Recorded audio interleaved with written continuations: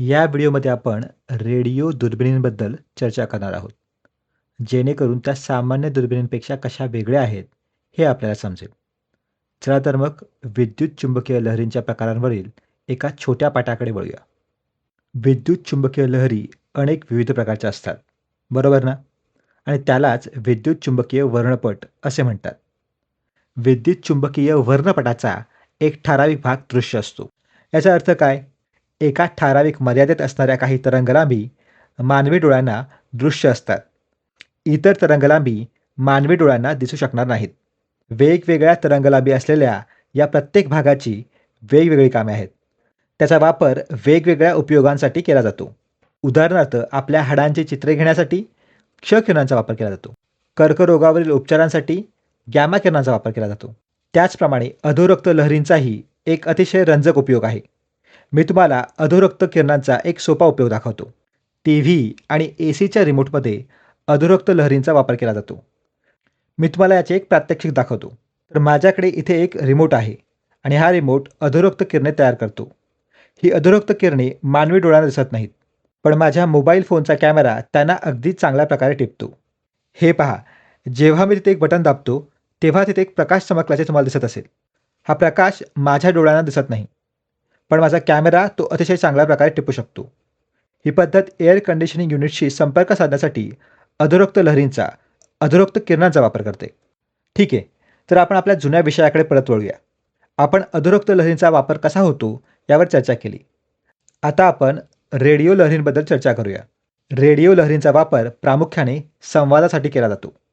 त्याचा वापर होणारी दुसरी गोष्ट म्हणजे रेडिओ दुर्बिणी. आणि हे एका रेडिओ दुर्बिणीचे छायाचित्र आहे. मी तुम्हाला रेडिओ दुर्बीण कशी कार्य करते हे दाखवतो. ही संकल्पना अतिशय सोपी आहे. दुर्बिणीचा हा विशिष्ट भाग म्हणजे दुर्बिणीचा ग्राहक अर्थात रिसिव्हर आहे. हाच भाग सर्व संकेत गोळा करतो आणि संगणकाला पाठवतो. तर अवकाशातून आपल्याकडे रेडिओ लहरी येत असतात. ती किरणे रेडिओ दुर्बिणीच्या या वाटेसारख्या भागावर आदळतात आणि या परावर्तित होऊन ग्राहकापाशी गोळा होतात. तुम्हाला आठवत असेल तर हे एका आंतरवक्र आरशासारखे आहे आणि ही किरणे अनंत अंतरावरून येत आहेत.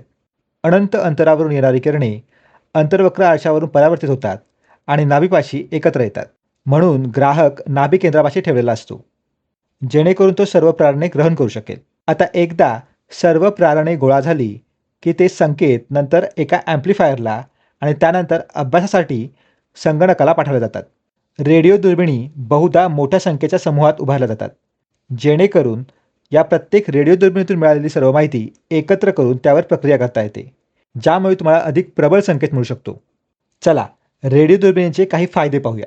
रेडिओ दुर्बिणींमध्ये भिंगे नसतात आणि त्यामुळे त्या वक्रीभवक दुर्बिणींपेक्षा कमी खर्चात तयार करता येतात. तसेच इथे आरसा नसल्यामुळे या परावर्तक दुर्बिणींपेक्षाही स्वस्त असतात. रेडिओ दुर्बिणी या सर्व हवामानात काम करणाऱ्या दुर्बिणी आहेत. रेडिओ लहरी ढगांमधून आरपार जाऊ शकतात आणि त्यामुळे तुम्ही वादळी हवामानातही त्याचा वापर करू शकता. रेडिओ दुर्बिणी रात्रीसुद्धा काम करतात. त्यांचा वापर दिवसा किंवा रात्रीही केला जाऊ शकतो, कारण रेडिओ लहरी फक्त सूर्याद्वारेच तयार होत नाहीत. रेडिओ लहरी अनेक ताऱ्यांद्वारेही तयार होतात आणि त्यामुळे त्या रेडिओ लहरी रात्री अगदी स्पष्ट असतात, कारण सूर्याकडून कोणताही व्यत्यय आणणारा प्रकाश नसतो. त्यामुळे रेडिओ खगोलशास्त्र हे आपल्या दृश्य प्रकाशाच्या खगोलशास्त्राला एक प्रकारे पूरक आहे, कारण अशा काही गोष्टी आहेत ज्या दृश्य प्रकाश दुर्बिणींद्वारे टिपल्या जाऊ शकत नाहीत. त्या गोष्टी रेडिओ दुर्बिणींद्वारे टिपल्या जाऊ शकतात. या व्हिडिओसाठी एवढेच. भेटू लवकरच.